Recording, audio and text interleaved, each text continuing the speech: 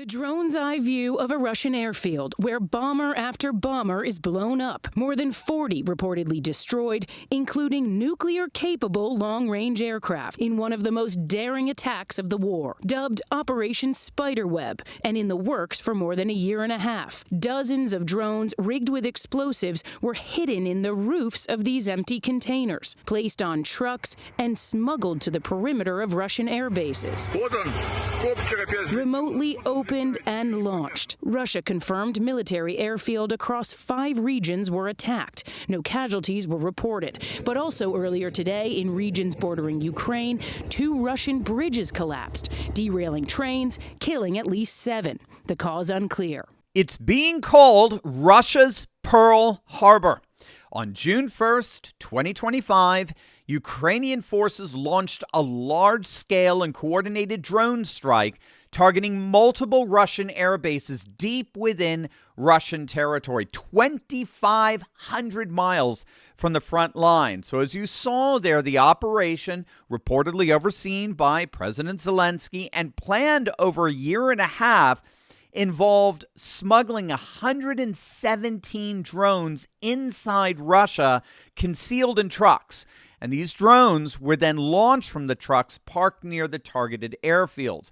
According to Ukraine's security service, the strikes destroyed or damaged at least 41 Russian military aircraft, including strategic bombers and an A-50 early warning plane, which are crucial to Russia's long-range missile assault capabilities.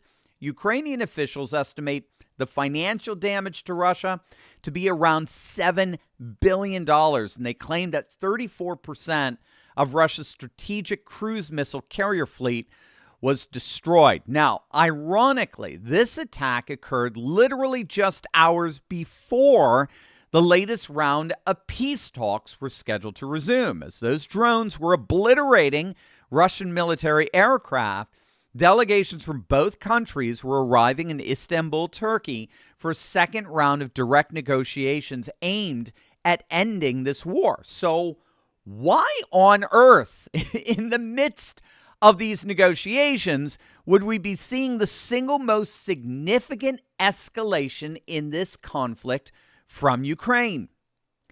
Well, many are pointing the finger at this man, Senator Lindsey Graham.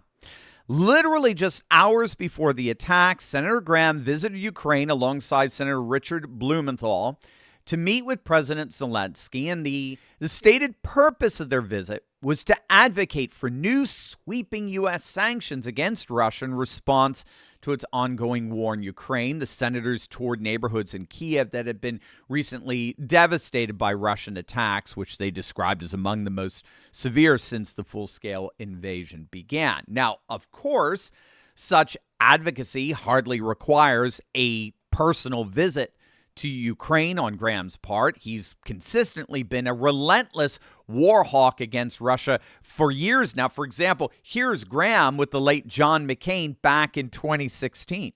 We're going to go back and tell our colleagues what Russia's up to in the Baltics, what they're doing in the Ukraine. We're going to get briefed about Georgia. We hope to make 2017 a year of offense. We believe that Putin has hacked into our elections in America, that he's trying to undermine democracy all over the world, and it's time for new sanctions to hit him hard as an individual, his energy sector, his banking sector.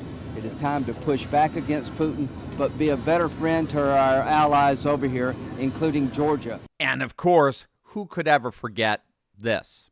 Free or die. Free or die. Now you are free. Yes. And we will be. And the Russians are dying. It's the best money we've ever spent. Thank you so much. No, it's... Now, in fairness to Lindsey Graham, this operation obviously took a lot of planning. So this has been in the works now on the part of the Ukrainians for the last several months.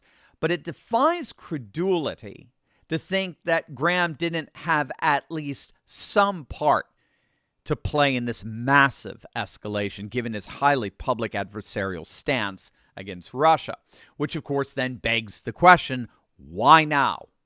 Why in the midst of these Istanbul negotiations would Graham be advocating a military escalation?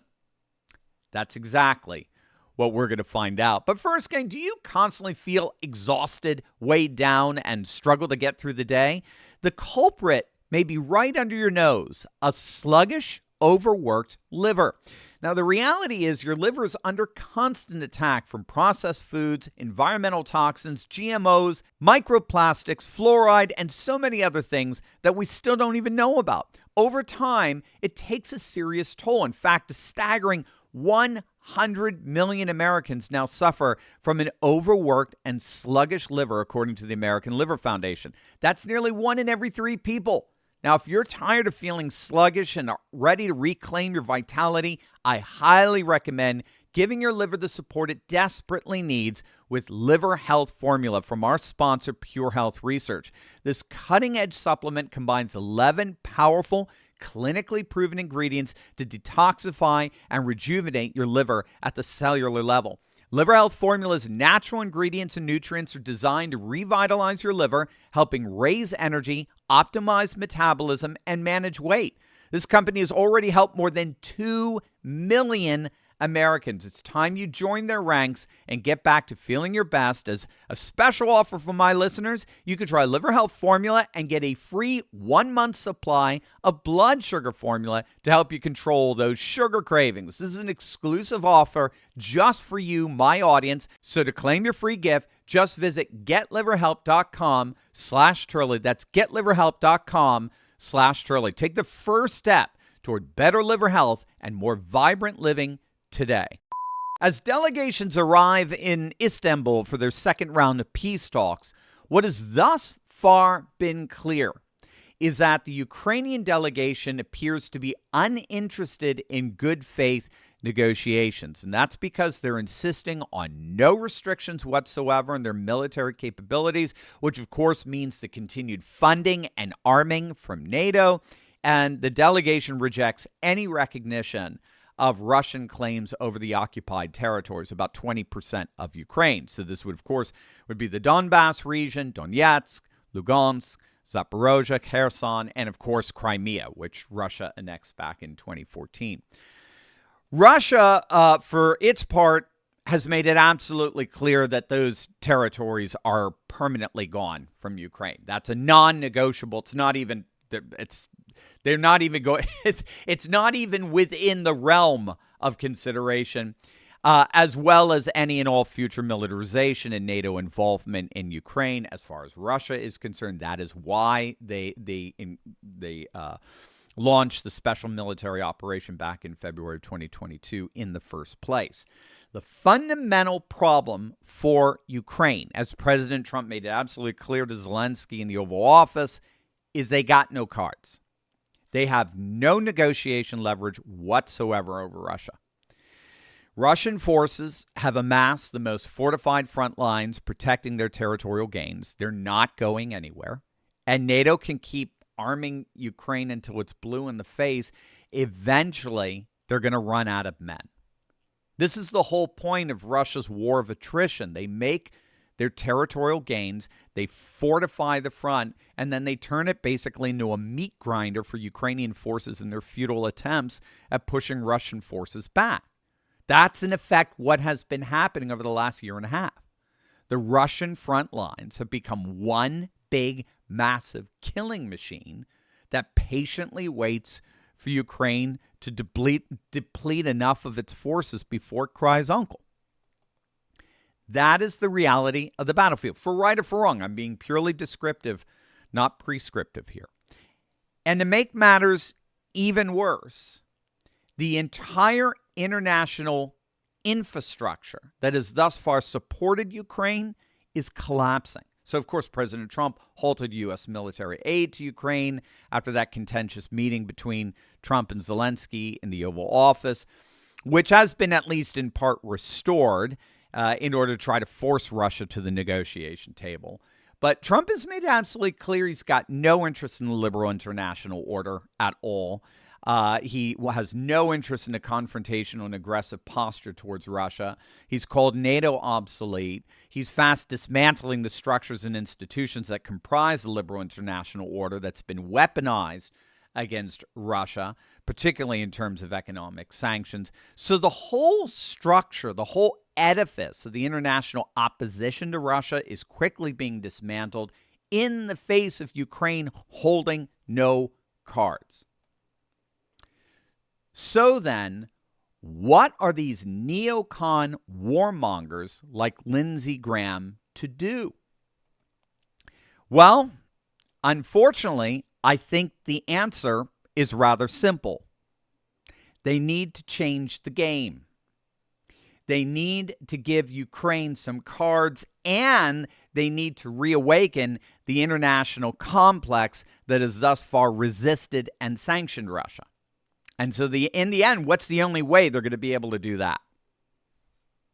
It's by provoking Russia intentionally to attack NATO.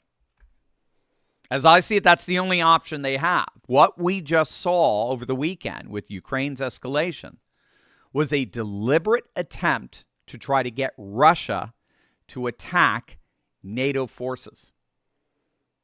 We're obviously in a proxy war as we speak. These are NATO weapons and NATO technologies and NATO intelligence that are being used to attack Russia.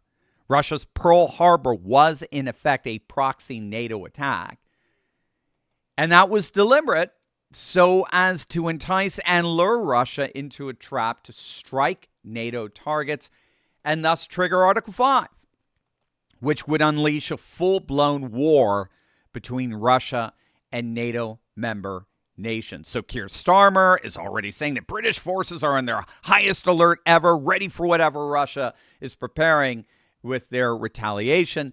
It's so ironic how Keir Starmer refuses to protect Britain's own borders from mass invasion, but has no problem amassing his soldiers to protect Ukraine. But that's why I was very glad to see that Secretary of State Marco Rubio assured Russian Foreign Minister Sergei Lavrov that the Trump White House did not have anything to do with this. They had no involvement whatsoever in this Ukrainian drone operation.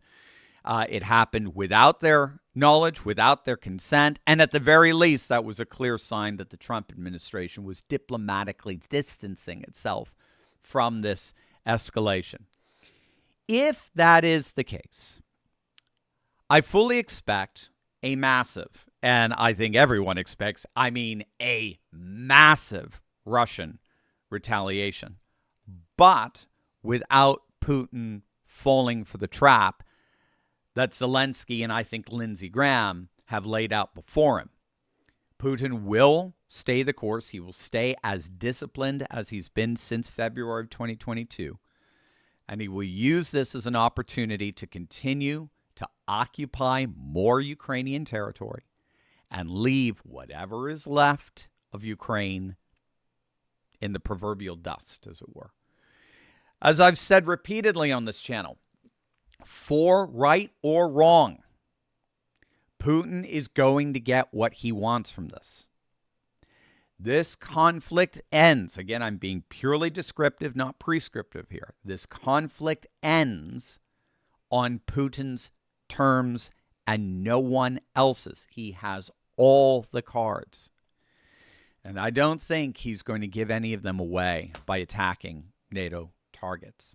In the end, Zelensky may have thought he secured a major victory in this attack. But in the end, that battle won will mean that the war was all the more lost. Hey there, Turley Talker. You know what? I'd love to hear from you. That's why I'm launching the Dr. Steve Hotline, where you can call in, leave a question, and maybe even hear your own voice featured on an upcoming episode of the show. Whether it's about the latest political shakeup or cultural trends or how we keep pushing forward in this new conservative age, I want to know what's on your mind. Call me at 717-844-5984. Just leave your question. I'll be checking in every single week to answer as many as I can. Again, that's 717-844-5984. Your chance to be a part of the conversation. One more time, 717-844-5984. Give me a call and let's talk.